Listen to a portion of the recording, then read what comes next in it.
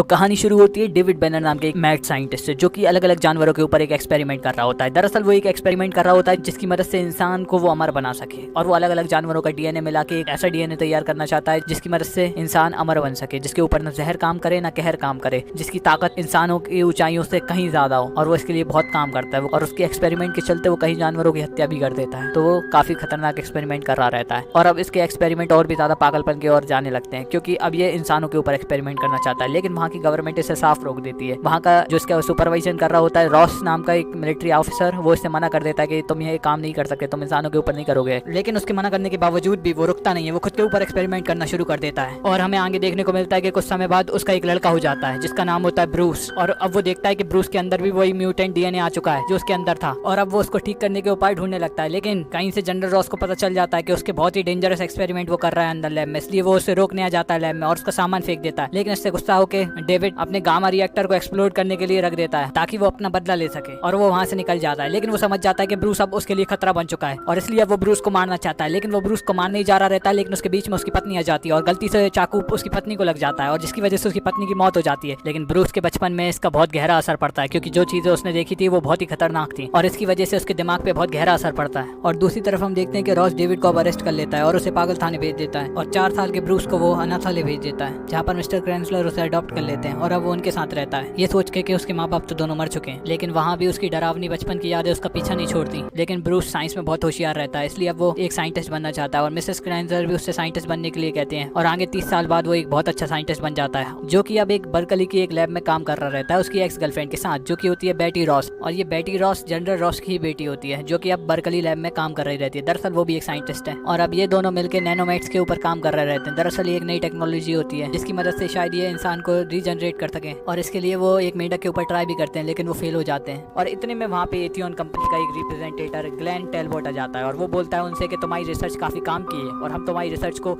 अपनी कंपनी के लिए रखना चाहेंगे, तुम हमारी कंपनी में आके काम करो इन नैनोमेट्स के ऊपर, और हम तुम्हें बहुत सारा पैसे देंगे। लेकिन बेटी उससे मना कर देती है, वो कहती है ये एक सरकारी काम है और हम किसी भी प्राइवेट कंपनी के हाथों में ये काम नहीं सौंपेंगे। और फाइनली वो वहाँ से गुस्सा होकर चला जाता है। और अब हमें दिखाया जाता है डेविड वापस आ चुका है, उसकी सजा खत्म होने के बाद अब वो वापस उसी लैब में काम करता है जहाँ पे हमारा ब्रूस काम करता है। एंड फाइनली अब वो उसके ऊपर नजर रखता है ताकि वो उसकी जिंदगी के बारे में जान सके। लेकिन हम दूसरी तरफ देखते हैं रॉस, जो कि अब एक मिलिट्री ऑफिसर बन चुका है और एक बड़ी पोस्ट पे है। फाइनली उसकी बेटी के लिए परेशान होता है, क्योंकि ब्रूस उसके साथ है ना, तो वो कहता है यार इसकी इन्वेस्टिगेशन करूंगा ब्रूस की, क्योंकि ये साला हरामी बच्चा है, और किसका बाप इसका बाप कौन है वो तो सब जानते हैं। फाइनली दोनों ही हरामी हो सकते हैं, इसलिए वो कोई रिस्क नहीं लेना चाहता, इसलिए वो कहता है इन्वेस्टिगेशन बिठाओ इस पे। और दूसरी तरफ हम देखते हैं लैब में एक एक्सपेरिमेंट चल रहा होता है जिसमें से एक मशीन खराब हो जाती है गामा स्फीयर की। एंड फाइनली ब्रूस उसके बीच में आता है और अपने कलीग हार्पर और बेटी दोनों की जान बचा लेता है। लेकिन उसके सामने आके वो गामा स्फीयर की रेस जो निकलती है वो ब्रूस को लग जाती है। एंड फाइनली अब अगली आंख खुलती है ब्रूस की हॉस्पिटल में। लेकिन ब्रूस कहता है यार मैं तो पहले से भी ज़्यादा बेहतर महसूस कर रहा हूँ। लेकिन बेटी को कुछ समझ में नहीं आता, वो कहता है यार तुम जिंदा कैसे बच गए, नैनोमेट्स के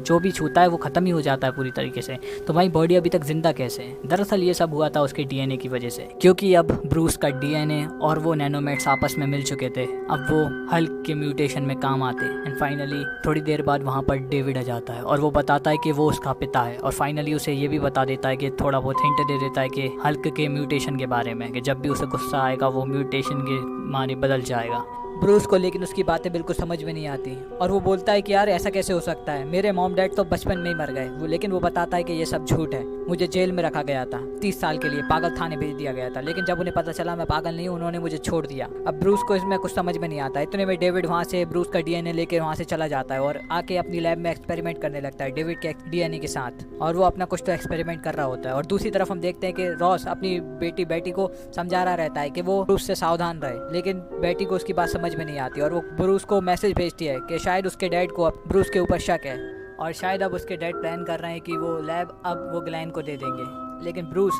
जो कि लैब में, वो ये सब सुन के बहुत ही ज़्यादा नाराज़ हो जाता है, और फाइनली वो म्यूटेट होने लगता है, और अब वो हल्क में बदल जाता है और पूरी लैब को तोड़ फोड़ करने लगता है और पूरी लैब को तबाह कर देता है। लेकिन इतने में उसे ये सब करते हुए डेविड देख लेता है और वो उसके पास आने की कोशिश करता है, लेकिन हल्क वहाँ से उसे देख के निकल जाता है। और अगली सुबह हम देखते हैं कि बेटी अब ब्रूस के घर पहुंचती है और ब्रूस को बेहोश पाती है और ब्रूस से कुछ सवाल जवाब करती है। वो पूछना चाहती है कि ब्रूस कहाँ पे था, कल रात को क्या उसे पता चला लैब में क्या हुआ, लेकिन ब्रूस को कुछ पता नहीं था। वो कहता है मुझे कुछ नहीं पता, मैं तो बहुत ही ज़्यादा टेंशन में था और मुझे पता नहीं क्या हुआ, रात को मेरा दिमाग ख़राब हो गया था और जहाँ मैं देखता हूँ कि अब मैं यहाँ पे उठाऊँ, मुझे कुछ भी याद नहीं है रात को क्या हुआ था। लेकिन वो बेटी को बताता है कि उस जेनिटर ने उसे बताया था कि वो उसका डैड है। और वो बात कर ही रहे होते हैं कि इतने में बेटी के डैड रॉस वहाँ पे आ जाता है और वो ब्रूस के साथ पूछताछ करने लगता है और ब्रूस बेटी से कहता है कि वो बाहर चली जाए और फाइनली बेटी बाहर जाती है और फाइनली ब्रूस के डैड का पता लगाने की कोशिश करती है और फाइनली वो ब्रूस के डैड का पता लगा भी लेती है और वो अब जाती है ब्रूस के डैड के यहाँ और उससे पूछने की कोशिश करती है कि ब्रूस के साथ क्या हो रहा है, कौन है ब्रूस। तो ब्रूस का डैड डेविड उसे बताता है कि ब्रूस बहुत ही अनोखा है, मैंने उसके साथ काफ़ी एक्सपेरिमेंट किया था और फाइनली अब वो बहुत ही यूनिक बन चुका है, लेकिन तुम्हारा डैड उसे ख़त्म कर देगा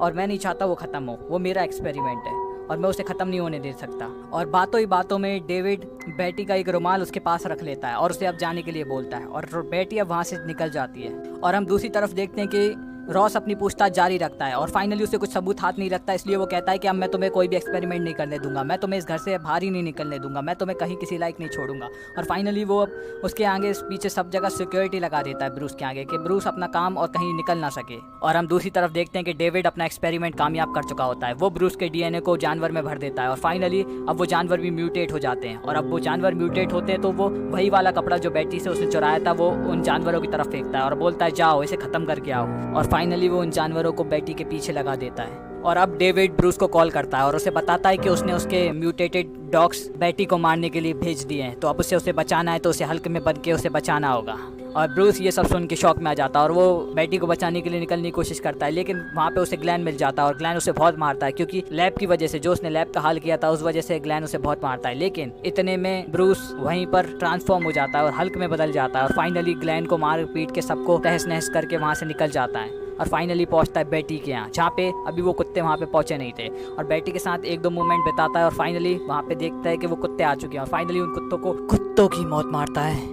और फाइनली उन सबको मारने के बाद बैक टू नॉर्मल हो जाता है और वहाँ पे बेहोश हो जाता है। लेकिन अब बेटी उससे पूछने की कोशिश करती है कि ये क्या हो गया था तुम्हें। वो बताता है ये सब मेरे डैड की वजह से हुआ है, ये सारे एक्सपेरिमेंट मेरे डैड ने मेरे ऊपर किए थे। वो बताता है कि मेरे डैड ने उन जानवरों को तुम्हारे पीछे छोड़ा था वो कहता है कि उसका डैड चाहता है कि वो एक दरिंदा एक राक्षस बन के जिए और फाइनली वो उसी की वजह से ऐसा हो रहा है। लेकिन बेटी बहुत ही ज्यादा डर जाती है और फाइनली वो सुबह अपने डैड को कॉल करती है और बताती है कि वो बहुत ही ज्यादा डर गई है। और फाइनली ब्रूस और बेटी दोनों ब्रेकफास्ट के लिए बैठ जाते हैं और बेटी ब्रूस को बताती है कि वो सब म्यूटेशन उसका होता है उसकी गुस्से की वजह से या तो उसके कोई दर्द की वजह से। ब्रूस कहता है ऐसा कैसे हो सकता है। वो कहता है कि मुझे तो कोई दर्द नहीं है और बेटी बताती है कि ये शायद कोई शारीरिक दर्द की वजह से नहीं, ये कोई बॉडी का दर्द नहीं, ये शायद मेंटल दर्द भी हो सकता है, तुम्हारी कोई दबी हुई मेमोरी भी हो सकती है जो बहुत ही दर्दनाक है, जो तुम्हारे ब्रेन में बहुत ज्यादा ट्रॉमा पैदा करती है और इसी वजह से तुम म्यूटेट हो जाते हो। और अब ब्रूस बताता है कि हाँ तुम्हारे डैड ने मेरे से ये बोला था कि मेरी बचपन की कोई मेमोरी है जो बहुत ही ज्यादा दर्दनाक है, मुझे पता नहीं वो क्या है, मुझे याद नहीं है, लेकिन वो सुनने से ऐसा लग रहा था कि वो बहुत ही ज्यादा दर्दनाक है। और इतने में हम देखते हैं कि वहाँ पे बेटी के डैड रॉस के भेजे हुए एक मिलिट्री ऑफिसर आ जाते हैं और फाइनली ब्रूस को बेहोश करके उसे सीधा अपने मिलिट्री बेस पे ले जाते हैं हेलीकॉप्टर में, ताकि अब वो उसके ऊपर एक्सपेरिमेंट कर सके। लेकिन दूसरी तरफ बेटी अपने डैड से रिक्वेस्ट करती है उसे ब्रूस की मदद करने थे, लेकिन उसका डैड उससे कह देता है नहीं ये नहीं हो सकता, वो बहुत ही ज्यादा खतरा है, वो तुम नहीं जानती वो कितना बड़ा खतरा है। लेकिन बेटी उसे काफी समझाने की कोशिश करती है और वो जानना चाहती है कि डेविड बैनर ने उसके साथ किया क्या था। और फाइनली अब पुलिस डेविड बैनर को ढूंढने लग जाती है, लेकिन दूसरी तरफ डेविड बैनर अपने ऊपर नैनोमेट्स और गामा स्पीयर का हमला कर देता है और फाइनली अब वो भी म्यूटेट होने लगता है और उसे मिलती है केविन 11 की पावर। वो कुछ भी एब्जॉर्ब कर सकता है, वो किसी भी मटेरियल को एब्जॉर्ब कर सकता है, उसे ये पावर मिल जाती है और वो वहाँ पे आए हुए एक सिक्योरिटी गार्ड को वहीं चटनी बना देता है। और हम दूसरी तरफ देखते हैं कि अब रॉस की जगह ले ली है ग्लेन टैलबॉट ने और वो इस्तेमाल करना चाहता है हल्की पावर का अपने फायदे के लिए और वो बेटी को भी फोर्सफुली वापस घर भेजा देता है। अब हम देखते हैं कि ग्लेन कोशिश करता है कि वो ब्रूस को गुस्सा दिला के वापस हल्क में बदल दे ताकि वो उसका DNA सैंपल ले सके, लेकिन ब्रूस वहाँ पे उसे ऐसे करने नहीं देता, उसे गुस्सा नहीं आती। ब्रूस अपनी गुस्से को रोकता है और वो उसे वो सैंपल देने से इनकार कर देता है, लेकिन जब वो देखता है कि ये अपनी मर्जी से ऐसा नहीं कर रहा तो वो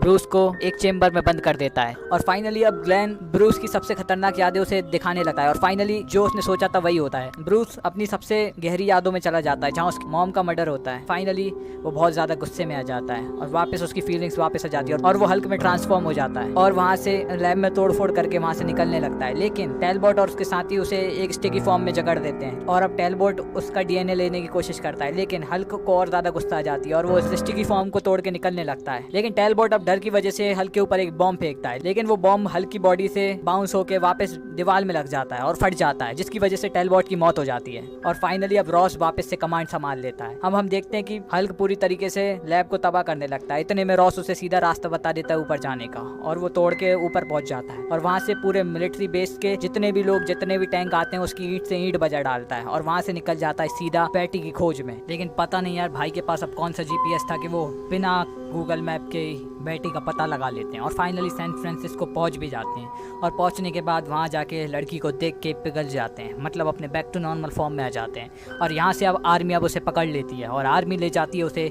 सीधा अपने बेस पे, समझ रहे हो। और फिर डेविड को भी आर्मी ने पकड़ रखा था, क्योंकि डेविड ने ऑलरेडी सरेंडर कर दिया था, क्योंकि वो चाहता था कि अब आखिरी बार वो ब्रूस से बात कर ले, बस उसकी इतनी रिक्वेस्ट थी और वो अपने आप को सरेंडर कर देगा। तो फाइनली वो उसने भी अपना सरेंडर कर दिया था ताकि वो आखिरी बार अपने बेटे ब्रूस से बात कर सके। तो आर्मी फाइनली उसकी बात सुन लेती है और बेटी के कहने पे भी सुन ही लेती है और उससे फाइनली आपस में इन दोनों को बात करने के लिए बिठा देते हैं एक जगह पे। और फाइनली अब ये दोनों आपस में बात कर रहे होते हैं, जहाँ पे ब्रूस बताता है ये सारी तुम्हारी गलती है, मैंने मेरी माँ को खो दिया तुम्हारी वजह से। और वो कहता है हाँ ये मेरी गलती है, मुझे शायद तेरे को पहले मार देना चाहिए था या मेरे को पहले खुद मर जाना चाहिए था। डेविड ब्रूस से कहता है कि तुम मेरे साथ मिल जाओ और हम बताओ इस पूरी दुनिया पे राज करेंगे और इन सारे लोगों को खत्म कर देंगे जो भी हमारे बीच में आता है। लेकिन ब्रूस ये सब करने से मना कर देता है। तो फाइनली डेविड को गुस्सा आने लगता है और वो चिल्लाने लगता है और वो कहता है कि तू मेरा बेटा नहीं है, मेरे को वो बेटा चाहिए जो तेरे अंदर है, तू तो सिर्फ उसकी एक छाया मात्र है, मुझे असली बेटा दे, मेरा वही बेटा है जो मैंने एक्सपेरिमेंट से किया था। ब्रूस को गुस्सा दिलाने की कोशिश करता है ताकि जैसे ही वो हल्क बने वो उसकी एनर्जी एब्जॉर्ब कर ले हल्क की,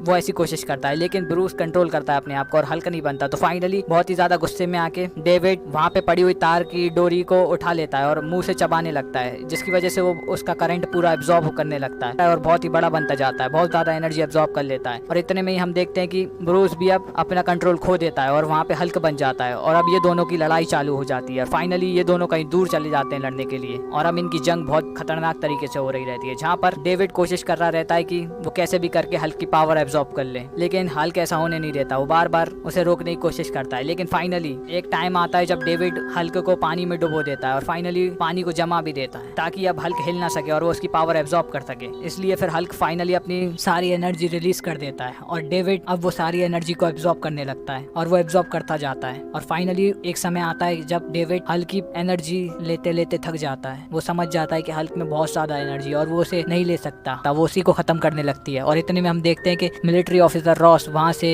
एक एटम बम फेंक देता है उसी लेक में जिसमें वो लड़ रहे थे और फाइनली वो एटम बम से डेविड मारा जाता है और ऐसा समझा जाता है कि वहाँ हल्क भी मर गया, लेकिन हल्क अभी बचा था। अब हम देखते हैं 1 साल बाद, जहाँ पे हमें दिखाया जाता है बेटी अब रॉस से बात कर रही है फ़ोन पे, जहाँ पे रॉस उससे पूछता है मुझे पता तो है कि वो हल्क उस विस्फोट में ख़त्म हो गया होगा, लेकिन अभी भी कुछ लोगों का कहना है वो अभी हमें दिखता है, अभी भी उन्होंने कुछ लोगों ने उसे देखा है। तो वो बेटी से पूछता है अगर तुम्हें उसके पता चले तो वो उसे बताएगी कि नहीं, लेकिन बेटी कहती है वो उसे कभी नहीं बताएगी क्योंकि वो नहीं चाहती कि अब वो हल्क वापस यहाँ पे लौटे, क्योंकि वो जैसे ही उसके बारे में सोचती है उसका दर्द उतना ही बढ़ता है। और हमें दूसरी तरफ दिखता है दुनिया के झंझटों से दूर हमारा ब्रूस अब अमेज़न के जंगलों में आदिवासियों का इलाज करता है, लेकिन वहाँ पे अब कुछ लोग आ जाते हैं जो उन आदिवासियों को परेशान करते हैं और हमें देखने को मिलता है कि ब्रूस की आंखें वापस हल्क जैसी बन चुकी हैं। और फाइनली यहाँ पे मूवी खत्म।